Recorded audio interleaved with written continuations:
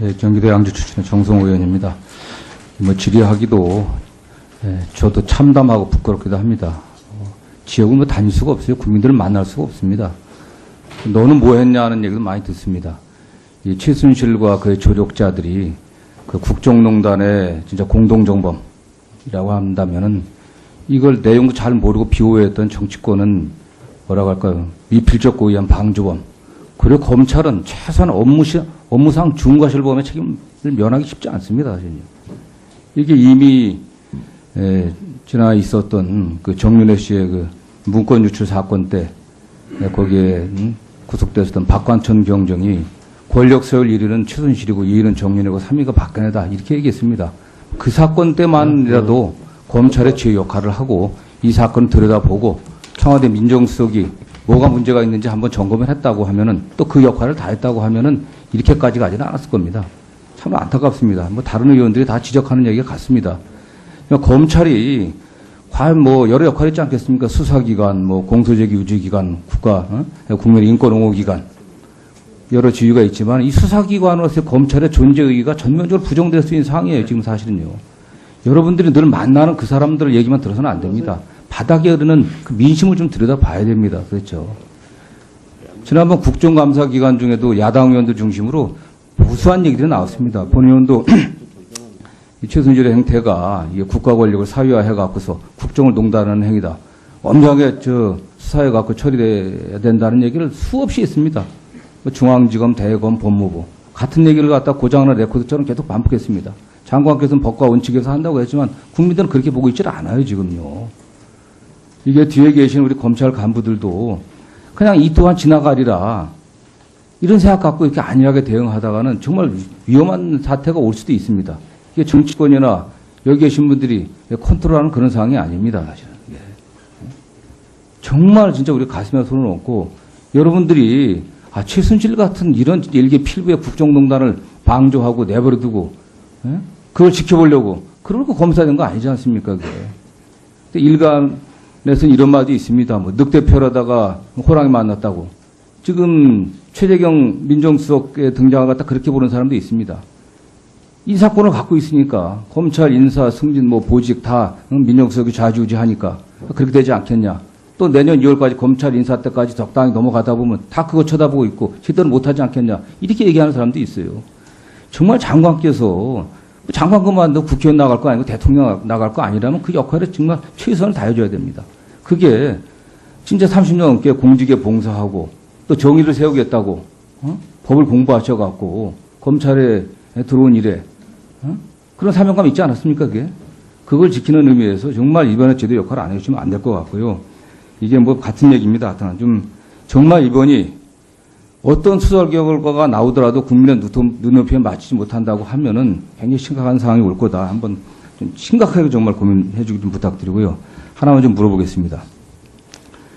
지금 독일 프랑크푸르트 지역 신문에 의하면은 독일 검찰은 한국의 검찰로부터 형사 공조 요청은 아직 없었다. 이렇게 확인해 주었고 만약 공조 요청이 들어오면 우리는 당연히 협력할 용의를 가지고 있다. 이렇게 얘기가 있습니다. 근데 지금 우리 법무부에 확인해 보니까 사법공조 관행상 사법공조 요청 여부도 확인해 줄 수 없다. 이런 또 아니한 답변을 하고 있습니다. 지금 이 최순실 정리와 관련해갖고 독일에 사법공조 요청했습니까? 사법공조 자체가 국가 간의 어떤 조약과 그동안의 관례에 따라서 그 내용을 공표하지 않는 게 아니 근데 독일 검찰은 이미 언론에 요청 온 바가 없다.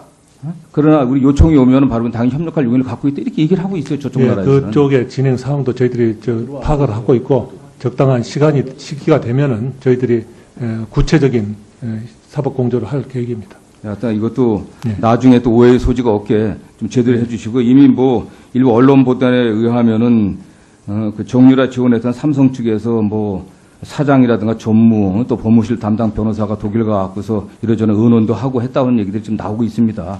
검찰이 계속 여러 가지 수사 진행 과정에 뒷북치기라는 지금 지적을 받고 있는데 그런 소리 안 듣게 좀 해주시길 좀 부탁드리고요. 철저히 하도록 하겠습니다. 그 다음에 지금 이 사건도 통상적인 사건이라면 수사하는 검찰로부터 대검 통해서 법무부 거쳐갖고 민정수석실까지 다 이게 보고되는데 지금 최순실 우병우 사건도 지금 그렇게 좀 또 보고가 되고 있습니까? 또? 전혀 그렇지 않습니다. 그렇지 저도 않습니까? 보고를 받지도 않고 있고 네. 또 보고를 받지 않기 때문에 당연히 보고도 하지 않고 있습니다. 예, 수고하셨습니다. 다음 박범계 의원님 질의해 주시기 바랍니다. 네, 대전 서구울 출신의 박범계입니다. 우병우 소환합니까? 그 부분에 대해서는 지금 특별수사본부에서 수사 경과에 따라서 아마 시기나 출국 금지는 맞지요? 출국 금지가 된 것으로 알고 있습니다. 출국 금지라는 얘기는 지금 개인 비리 말고도 직무유기 부분에 대해서 수사한다. 또 그것의 일환으로 출금한 거로 이렇게 봐도 되겠습니까? 그 부분에 대해서는 제가 보고를 받지 못했기 때문에 네, 알겠습니다. 말씀드리기 우리 어렵습니다. 행정처장님, 네. 서울고등법원 결정 중에 제일모직과 삼성물산 합병과 관련된 주식 매수 가격 정당한 가격으로 결정해달라는 비송사건의 결정이 있었죠. 네, 있었습니다. 대법원에 이게 지금 재항고돼 있습니까? 그런 것으로 알고 항고돼 있습니다. 있죠. 예, 언제 이거 심리 중이죠? 그렇습니다. 오늘 저희 당의 우상호 원내대표가 정경 유착의 몸통은 박근혜 대통령이고 그 사례로 제일모직과 삼성물산의 합병을 들었습니다. 그리고 결정적인 캐스팅 보트 역할을 했던 국민연금에 어마어마한 손실을 거론했습니다. 삼성전자의 사장이었던 박상진 씨가 대한승마협회장이 됐습니다. 그리고 작년 9, 10월 여러 번에 걸쳐서 35억 원을 쪼개서 송금을 했습니다. 이 박상진 회장, 삼성전자 회장이 2015년 3월에 승마협회를 회장을 맡았습니다. 아까 우리 정성호 의원님 지적한 바와 같이 박상진 사장은 독일에서 삼성법무실 소속 변호사 등을 동행하고 최순실 씨와 수차례 사업을 논의했다라는 독일 코레스포츠 공동대표 로베르트 쿠이퍼스의 진술도 증언도 나왔습니다. 7월에 제일모직과 삼성물산이 합병을 합니다. 이 합병의 결정적인 권한은 국민연금이 갖고 있었습니다. 삼성물산의 주주인 미국계 헤지펀드 엘리엇 매니지먼트는 합병을 반대했습니다. 뿐더러 이 국민연금의 여러 가지 분석 보고서들을 보면 국민연금 자신도 찬성과 반대론을 근거로 들고 있으나 사실은 반대했다라는 고 읽혀질 만한 여러 대목들이 나옵니다. 그 중에 하나가 한국기업지배구조원 반대했습니다. 이것은 합병 시너지가 있지 않고 경영권 승계의 성격이 있다고 구체적으로 적시했습니다. 미국의 자문회사인 ISS 역시 합병 반대를 권고했습니다. 이러한 문건이 7월 17일 주주총회가 합병 주주총회 의결이 있기 전에 국민연금에 의해서 제시됐습니다. 국민연금의 관계자들은, 실무 관계자들은 어쩌면 이로 인해서 있을 수 있는 형사 민사상의 책임을 미리 미연에 막기 위해서 이렇게 찬반론을 교묘히 적시해놨으나 반대의 의견이 높았다는 것이 본의원의 생각입니다. 그럼에도 불구하고 국민연금 투자본부장이었던 홍완선 씨는 이 합병에 관한 주주총회 의결이 있기 전에 이재용 삼성 부회장과 만납니다. 합병에 관한 구체적인 얘기를 나눕니다. 이재용 삼성 부회장이 과연 일개 국민연금의 이사장도 아닌 투자본부장을 만나서 합병에 관한 구체적인 얘기를 했다는 것만으로 저는 이 사안의 본질이 다 드러난 것이다 이렇게 보여집니다. 홍한선 본부장은 최경환 전 경제부총리의 대구고 동기동창입니다. 그렇게 해서 합병이 성사가 됐습니다. 당연히 그로 인해서 삼성그룹의 지배력은 이재용 부회장을 중심으로 강화됐습니다. 경영권 승계가 사실상 완성된 것으로 보여집니다. 그리고 지배구조 역시 단순화됐기 때문에 쉽게 삼성그룹을 지배하기도 쉬워졌습니다. 서울고등법원 이 비송사건의 정당한 매수가격 결정, 즉 삼성물산의 주가는 낮추고 제일모직의 주가는 높이는, 제일모직의 사실상의 가장 강력한 큰 주주였던 이재용 삼성 부회장에게 엄청난 혜택을 준 이 서울고등법원 결정의 취지만 따르더라도 정당한 주가로 계산하면 삼성이 무려 3,718억 원의 이익을 봤다라고 이 결정문에 적시되어 있습니다. 우리 당의 재윤경 의원의 분석에 의하면 무려 1조 3,631억 원의 삼성이 이익을 봤다라고 주장합니다. 여기서 끝나지 않습니다. 삼성은 국민연금의 혜택에 의해서 후임 투자본부장에 의해서 주가 관리까지 받습니다. 그것이 투자 유형별로 벤치마크 BM 복제율 강화 지시입니다. 위탁운용사 올 6월입니다. 이 후임 본부장은 구속되어 있는 안종범 경제수석의 고등학교 대학 동문입니다.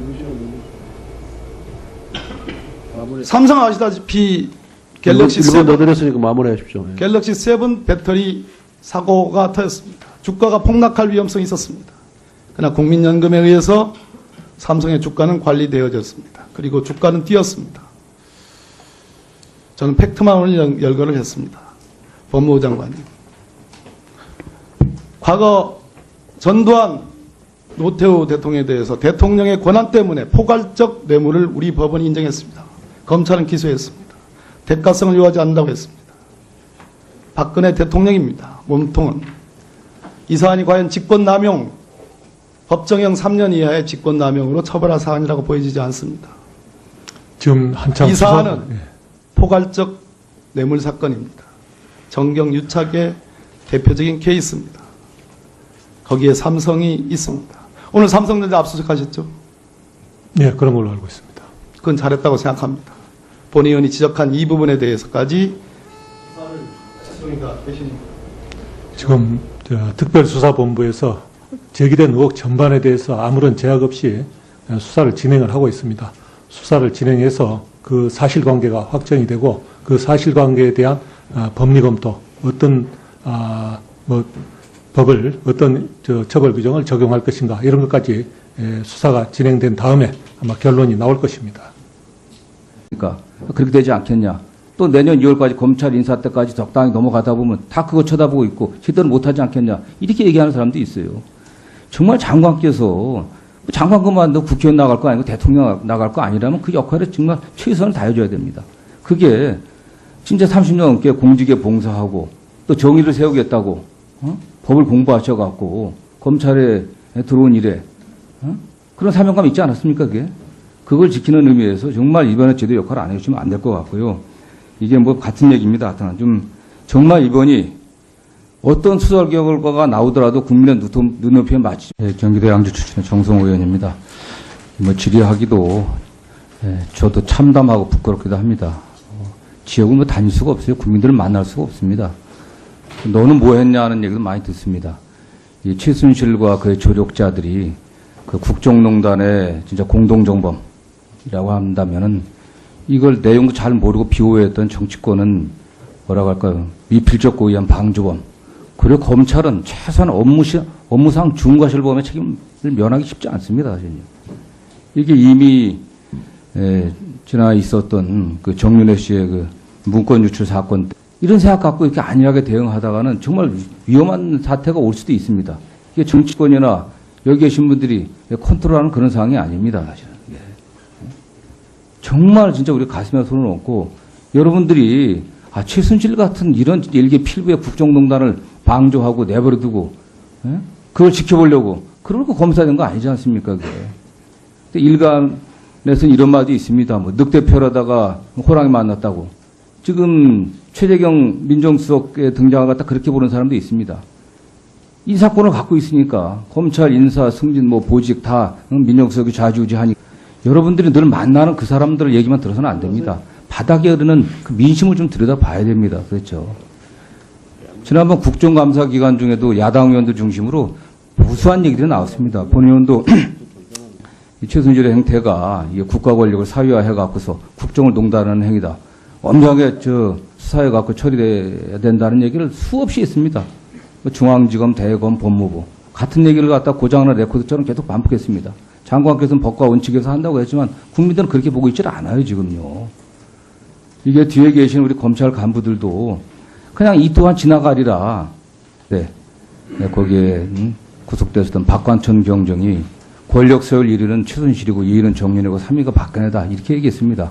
그 사건 때만이라도 검찰의 제 역할을 하고 이 사건을 들여다보고 청와대 민정수석이 뭐가 문제가 있는지 한번 점검을 했다고 하면은 또 그 역할을 다 했다고 하면은 이렇게까지 가지는 않았을 겁니다. 참 안타깝습니다. 뭐 다른 의원들이 다 지적하는 얘기가 같습니다. 그러니까 검찰이 과연 뭐 여러 역할이 있지 않겠습니까? 수사기관, 뭐 공소제기 유지기관, 국민 인권옹호기관 여러 지위가 있지만 이 수사기관으로서의 검찰의 존재 의의가 전면적으로 부정될 수 있는 상황이에요. 지금 사실은요.